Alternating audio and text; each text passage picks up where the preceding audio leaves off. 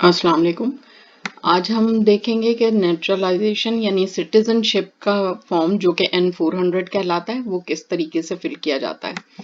उसको हम online fill कर सकते हैं आराम से। तो हम लिखेंगे USCIS N400 गूगल के अंदर और अब ये हमारे पास ये पेज आ जाएगा। और ये पेज आने के बाद हम ये जो N400 application for naturalisation USCIS लिखा हुआ है हम इसको क्लिक कर देंगे। इसको क्लिक करने के बाद हमारे पास ये पेज आ जाएगा। तो ये पेज आने में ये ऊपर देखें फाइल ऑनलाइन लिखा हुआ है। फाइल ऑनलाइन को क्लिक कर देंगे तो उसके बाद साइन इन पेज आ जाएगा। चूंकि मैं पहले ही से साइन इन मैंने किया हुआ है तो इसलिए डायरेक्ट चूंकि हमने N400 लिखा था तो एप्लीकेशन फॉर नेचुरलाइजेशन लिखा हुआ आ जाएगा। अच्छा, अब ये देखें यहाँ पे ये N400 कहलाता है एप्लीकेशन फॉर नेचुरलाइजेशन। और उसके बाद इसको फिल करने के लिए before you start your application, आप अपनी एप्लीकेशन को स्टार्ट करने के लिए आपको क्या क्या चीज़ों की ज़रूरत होगी। सबसे पहले एलिजिबिलिटी चेक करेगा वो कि you will need to select your basis for eligibility after you start your application. तो हमें पता चल जाएगा कि हम उसके लिए एलिजिबल हैं या नहीं हैं। फीस जो है वो आजकल $725 है, बट ये अपडेट होती रहती है। अभी तक जो है वो 640, ये डिपेंड करता है, ये पढ़ा जा सकता है और वो खुद ही आ जाता है कि कितनी फीस आपने भरनी है। उसके बाद आ जाता है filing online, submitting your application online in the same as mailing in a completed paper form, they both gather the same information and cost the same. तकरीबन ऑनलाइन फाइल करने का से ये फायदा होता है कि ऑनलाइन का जल्दी रिस्पॉन्स आ जाता है, जो मुझे पता है।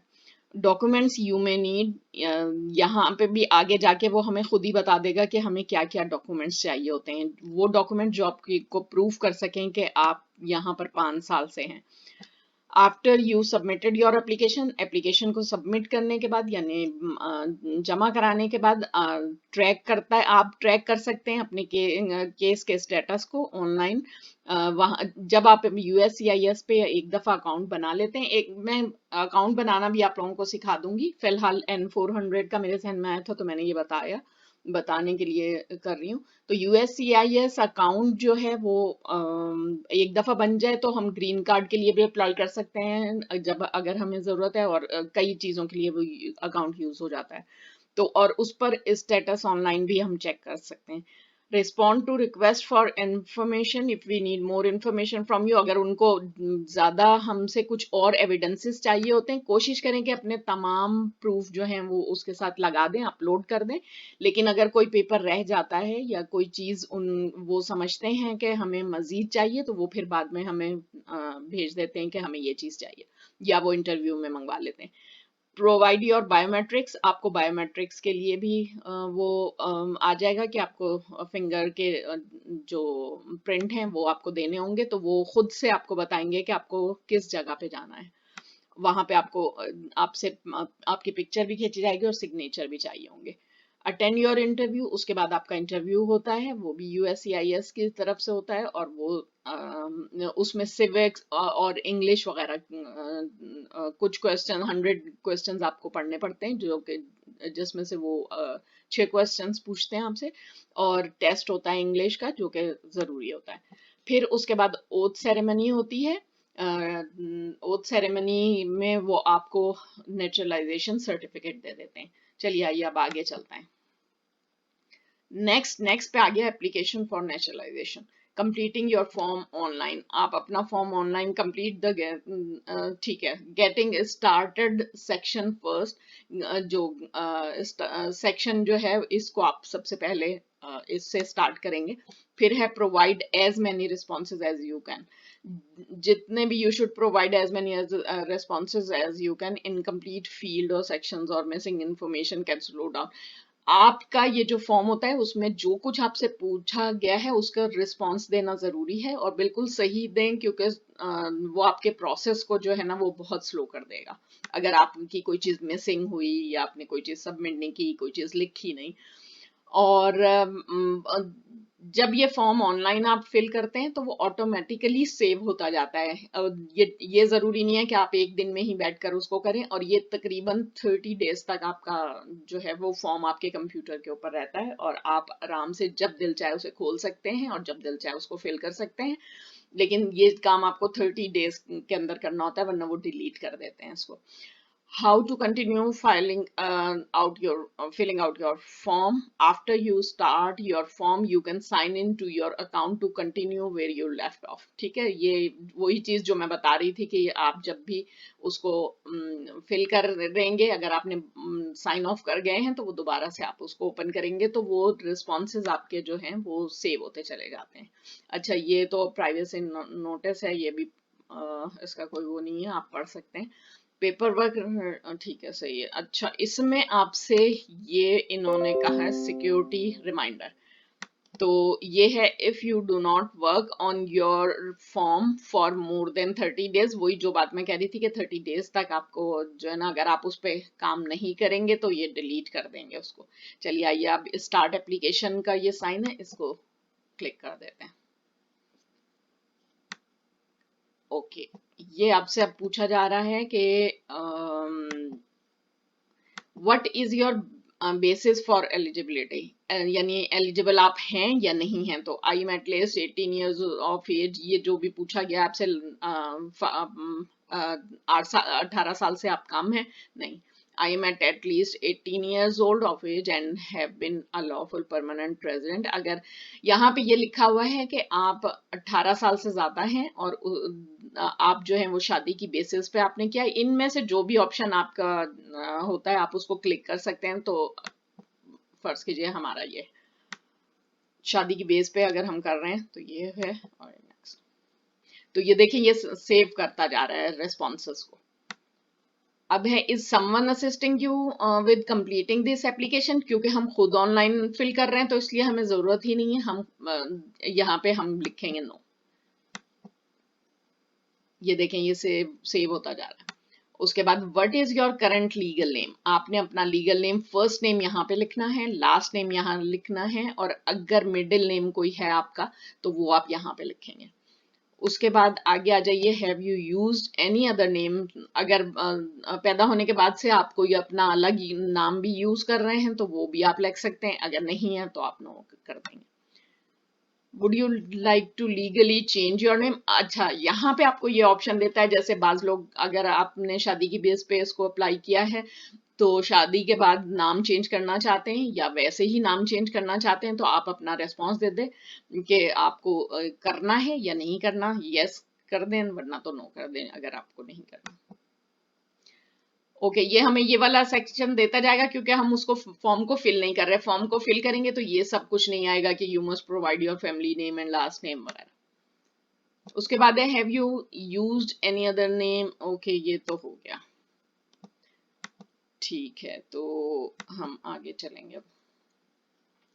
अब ये पूछ रहा है how can we contact you, तो आप अपना मोबाइल टेलीफोन नंबर यानी अपना फोन नंबर यहाँ लिख देंगे। डे टाइम में अगर आप जॉब कर रहे हैं या आपके पास कोई दूसरा नंबर होता है और आप चाहते हैं कि आपको उससे कांटेक्ट किया जाए तो यहाँ पे वो दे सकते हैं। इवनिंग टेलीफोन नंबर अगर आपका डिफरेंट है तो वो आप दे सकते हैं। काम की जगह का टेलीफोन नंबर आप दे सकते हैं, या सबकी मर्जी है।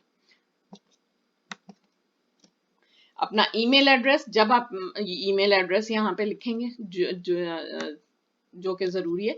What is your current mailing address, यहाँ पे मेलिंग एड्रेस यानी आपका एड्रेस जहां पर आप रहते हैं, वो आपका सारा का सारा एड्रेस जो है वो इसमें आ जाएगा। यहाँ ये देखें, city, town, state, zip code, county, county आपकी जो भी काउंटी है, जो भी काउंटी है वो आप लिख सकते हैं। फोर्ट बेंड है या कुछ और है तो वो आप लिख सकते हैं। उसके बाद नेक्स्ट पे कर देंगे। ये चूंकि हम रिस्पॉन्स नहीं दे रहे तो इसलिए ये रेड आ जाता है मार्क। अच्छा, अब यहाँ पे आपसे पूछ रहा है ये date of birth, date of birth लिख दें आप यहाँ पे। What is your country of birth, तो ऑफ कोर्स जब आप यहाँ की सिटीजनशिप के लिए अप्लाई कर रहे हैं तो आपसे आपका जहाँ पे भी पैदा हुए हैं आप, पाकिस्तान है या कोई और जगह इंडिया है या इसी तरह से, तो वो आप अपना मुल्क यहाँ पे लिखेंगे।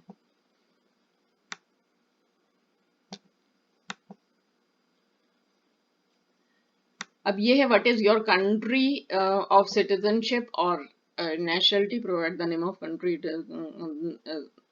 ओके, ठीक है, ये आपका सिटीजनशिप जहाँ की नेशनलिटी है आपकी, तो जो भी मुल्क है आपका वो यहाँ पे आप लिख देंगे, उसका नाम लिखेंगे।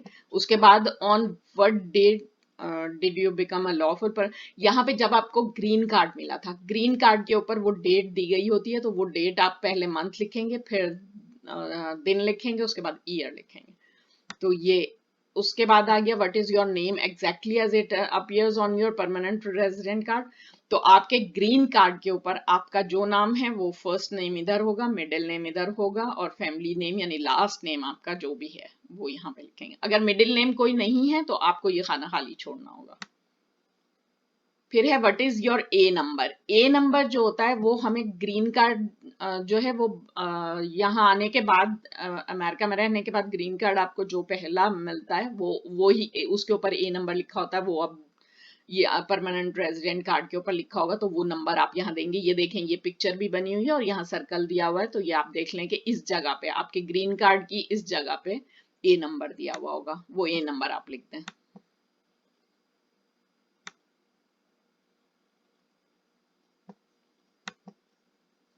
ये देखें, सेव करता जा रहा है वो आपके रिस्पॉन्सेस को।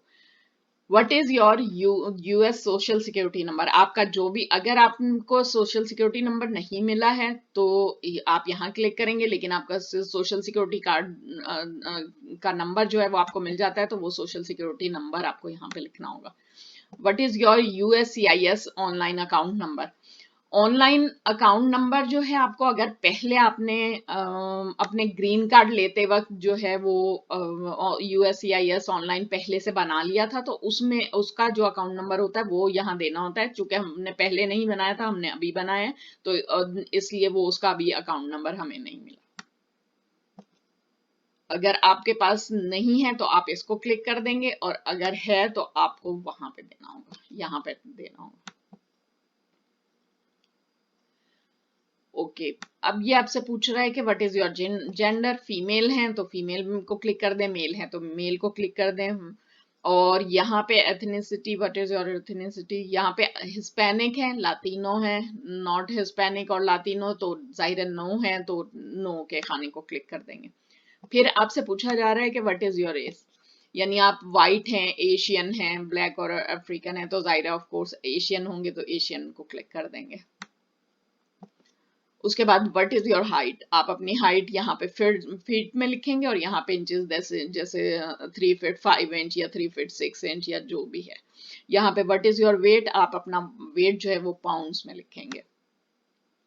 फिर what is the colour of your eyes. Black है, ग्रीन है, जो भी कलर है, ब्राउन है, वो आप यहाँ पे लिख देंगे। फिर what is the colour of your hairs. यहाँ पे ऑप्शंस आपको जो भी आपके हेयर्स का कलर है वो बिल्कुल लिखेंगे। फिर where do you live now, country. आप जाहिर है यहाँ पे रह रहे हैं, यूएस में रह रहे हैं, तो आपने यहाँ पे लिखना है। और उसके बाद यहाँ पे एड्रेस लिखना है, अपना एड्रेस जो भी, यहाँ पे एड्रेस लाइन नंबर 1, यहाँ पे आप अपना एड्रेस लिख देंगे जो भी है।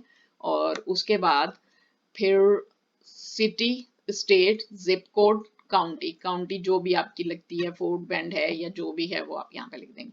When did you move here, आप यहाँ पे कब से कब तक मौजूद हैं, तो आपको यहाँ पे मंथ, डेट और ईयर लिखकर, और प्रेजेंट यानी अब कब तक है। उसके बाद ये नेक्स्ट पे आपको ले जाएगा।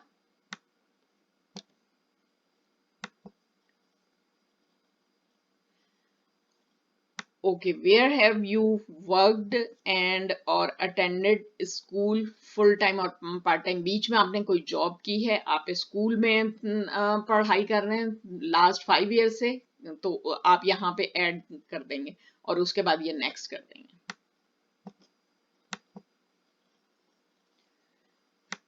अच्छा, अब ये पूछ रहे हैं ये सारे सेक्शन, जैसे पहले गेटिंग स्टार्टेड पे थे हम, अबाउट यू, यानी ये हमारे बारे में ये सारे के सारे क्वेश्चंस कर रहा है। इसी के साथ योर फैमिली के बारे में पूछेगा, मॉरल कैरेक्टर के बाद एविडेंस होगा, रिव्यू एंड सबमिट भी होगा।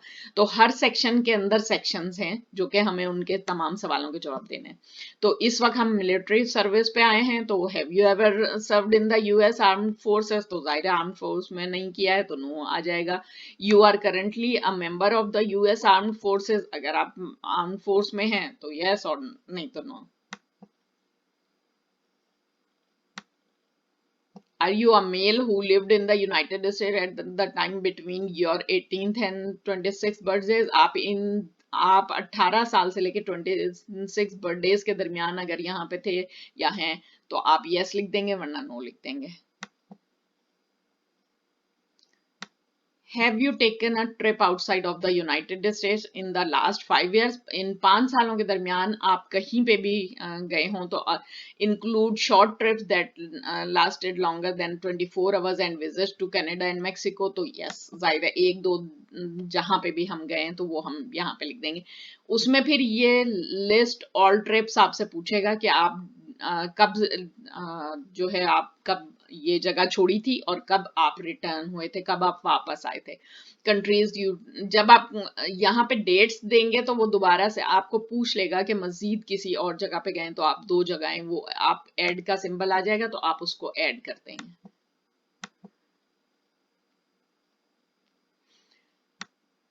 Okay, do you have a physical और डेवलपमेंटल डिसेबिलिटी, डिसेबिलिटी है तो वो आप लिख सकते हैं। मेंटल कोई मसला है तो वो आपको यस या नो है तो यस है तो यस कर दें, नो है तो नो कर दें।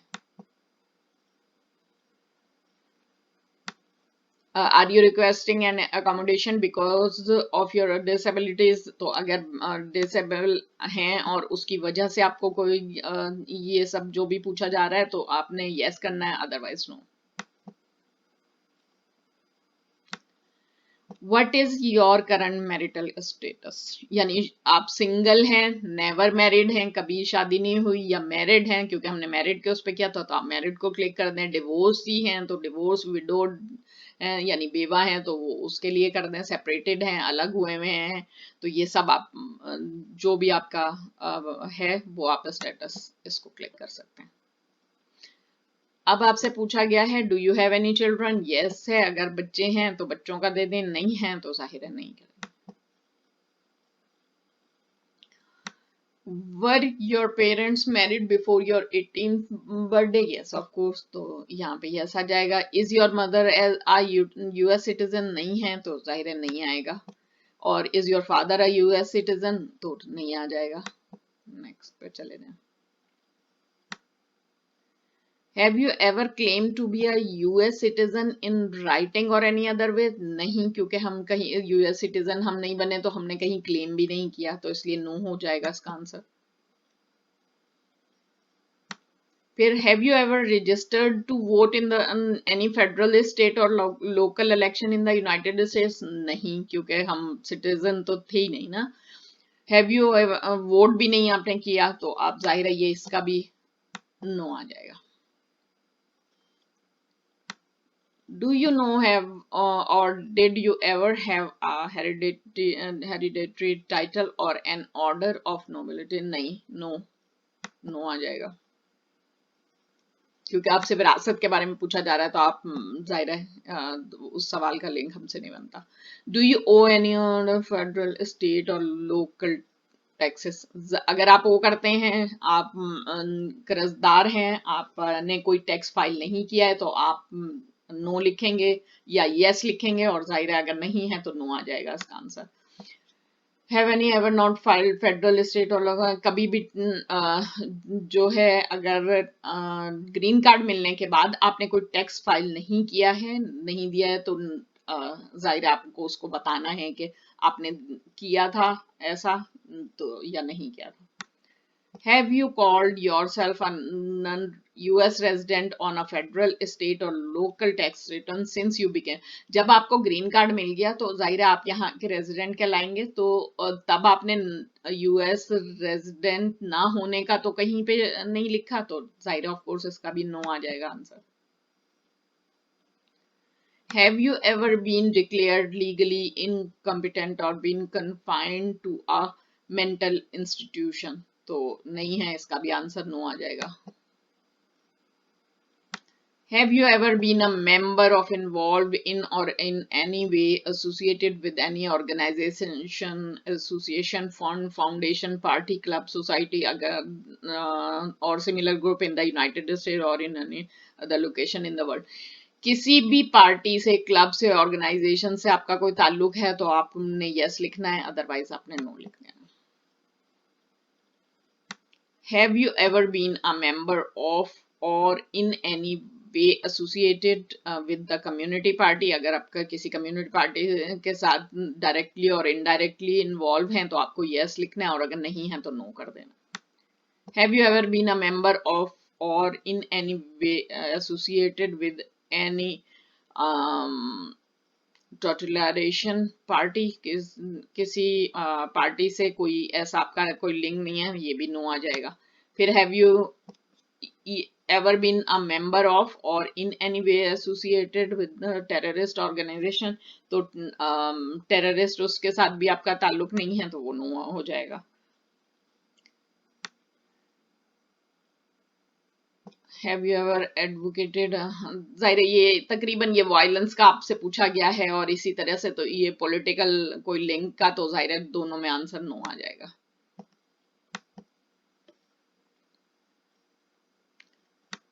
Between March 1933 and 1945 work associated directly or indirectly Nazi government, तो जर्मनी से आपका कोई ताल्लुक नहीं है तो जाहिर है नो. ये तकरीबन मोस्टली इधर के जितने वो हैं ये नाजी ग्रुप से आपका वो है तो आपने नो लिंक कर देना. जाहिर है इसका भी आंसर यही नो आ जाएगा. और ये आगे चलेंगे. Were you involved in any way with no, ये भी नो आ जाएगा. टॉर्चर वगैरह ये इसमें तो जाहिर है ये तकरीबन मोस्टली इन तमाम के ये किलिंग में कोई इन्वॉल्व तो नहीं है, बैडली हर्टिंग में कोई इन्वॉल्व तो नहीं है किसी तरह से आप हुए हो. फिर ये किसी ऐसी उसके साथ रिलेशनशिप किसी के साथ गलत तो नहीं है तो ये नो. और were you ever involve in any way with not letting someone practice, और किसी ऐसे उसमें आपका कोई भी इन्वॉल्वमेंट नहीं है तो ये सब तकरीबन ज्यादातर के आंसर्स नो ही हैं. Were you ever a member of serve and help otherwise participate in military से आपका कोई ताल्लुक नहीं है, जाहिर है नो लिख देंगे आप. फिर यहाँ भी मिलिट्री का ही क्वेश्चन है, नो आ जाएगा. उसके बाद पुलिस यूनिट वगैरह से कोई ताल्लुक नहीं है, ये भी नो आ जाएगा. ये भी otherwise participate in self defence unit, ये ऐसा यूनिट वगैरह से किसी का चक्कर नहीं है, ताल्लुक नहीं है तो ये भी हो जाएगा, नो आ जाएगा. इसका भी लास्ट वाले का भी नो हो जाएगा. इन क्वेश्चंस का कोई इतना खास वो नहीं होता है, जाहिर है क्योंकि मोस्टली यही पूछा गया है कि आपका किसी गलत तंजीम से किसी ऐसी चीजों से ताल्लुक तो नहीं, आप पकड़े तो नहीं गए, तो तकरीबन तमाम चीजों के किसी ग्रुप से आपका कोई लिंक तो नहीं है. तो यहाँ पे ये तमाम आंसर्स जो हैं वो नो नो आ जाएंगे. और वो आपसे बार बार इसीलिए पूछ रहे होते हैं क्योंकि वो आपके पूरा बैकग्राउंड चेक करते हैं, तो ये सब में नो आ जाएगा. Sorry. Were you ever a worker, volunteer or soldier or otherwise ever serve in a prison, jail? वही देखें जेल वगैरह इन सब चीजों का है तो ये तक इन सारे ही क्वेश्चंस के आंसर जो हैं वो नो हो जाएंगे.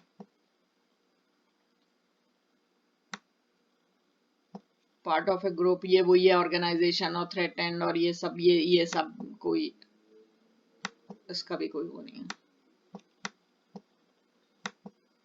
सबकी ये नो नो आ जाएंगे.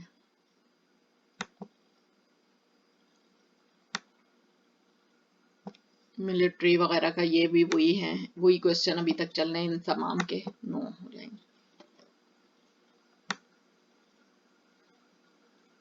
अच्छा, और ये है have you ever committed assisted crime? अब ये सारे वही है कि आपका क्राइम से कोई ताल्लुक तो नहीं है, कभी आप जेल में तो नहीं रहे, तो ये सब के जो भी हैं ये नो हो जाए.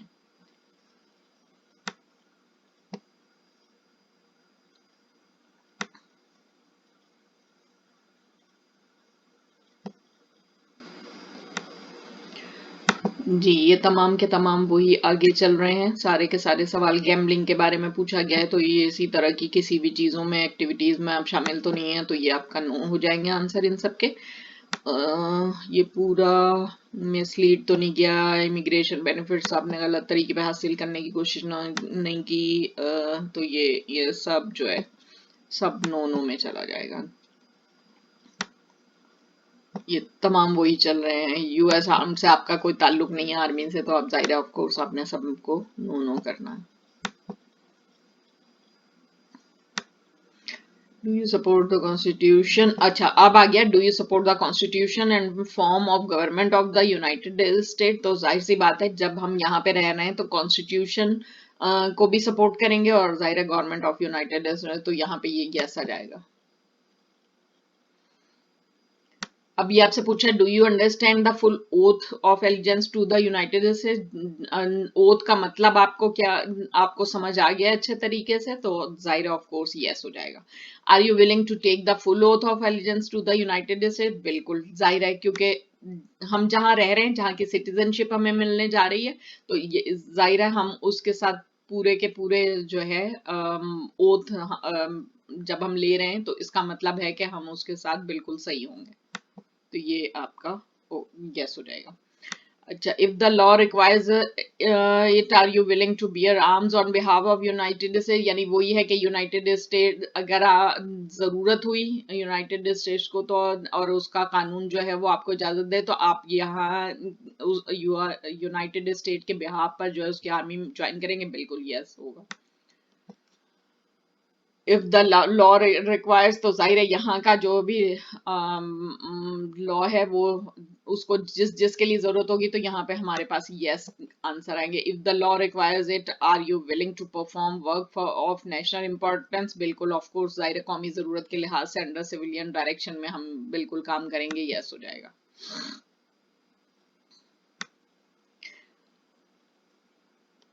ओके, तो अब हमारे पास ये एविडेंस थे सारे के सारे।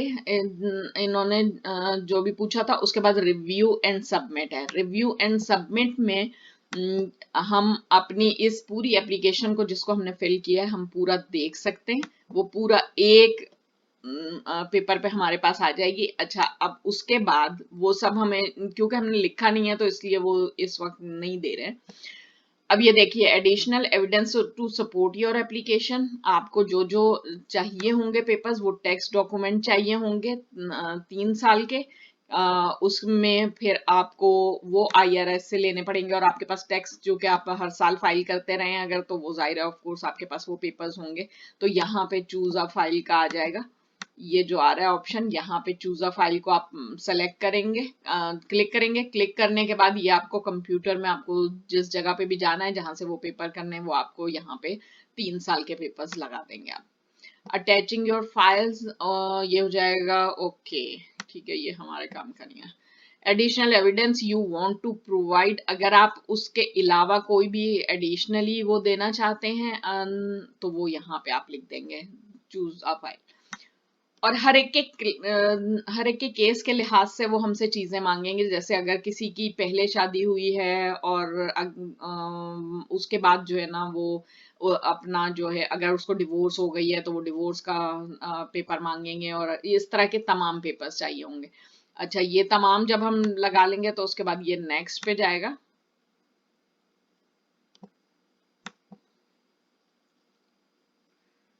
अच्छा, अब ये आपसे कह रहा है कि check your application before you submit. आप रिव्यू लेंगे एप्लीकेशन का, एप्लीकेशन आपको नजर आ जाएगी। ये देखें, योर फॉर्म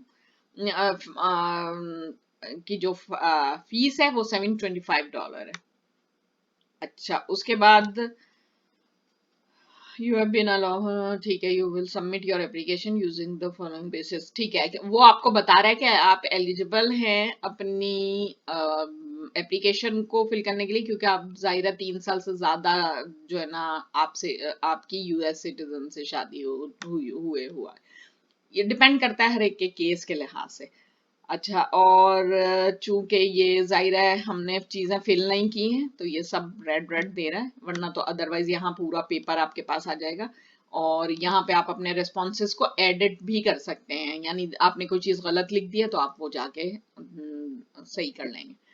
अच्छा, जब आप ये, चूंकि यहाँ पे नेक्स्ट जो है वो अब नहीं आ रहा है क्योंकि हमारे उस फॉर्म के अंदर हमने वो चीजें नहीं फिल की हैं। जब चीजें फिल की होंगी वो सारी आ जाएंगी, उसमें गलती होगी तो ये इस तरह रेड मार्क देगा, और एंड में एडिट माय रेस्पॉन्सेस को आप एडिट कर सकते हैं, अपने जो जवाब है उसमें कोई मिस्टेक हो गई है तो। उसके बाद ये, अगर ये सब हो जाएगा, ये सॉरी ये पहले उस पे चला गया, तो ये नेक्स्ट जो है वो आपके पास ब्लू में अगर आ रहा होगा, जाहिर है आप इसको क्लिक करेंगे, आगे जाएंगे तो वो आपको जो आपकी फीस है वो फिल करने के लिए आपकी इंफॉर्मेशन मांगेगा। तो दैट्स इट, ये थी हमारी N400 किस तरह से फिल किया जाए।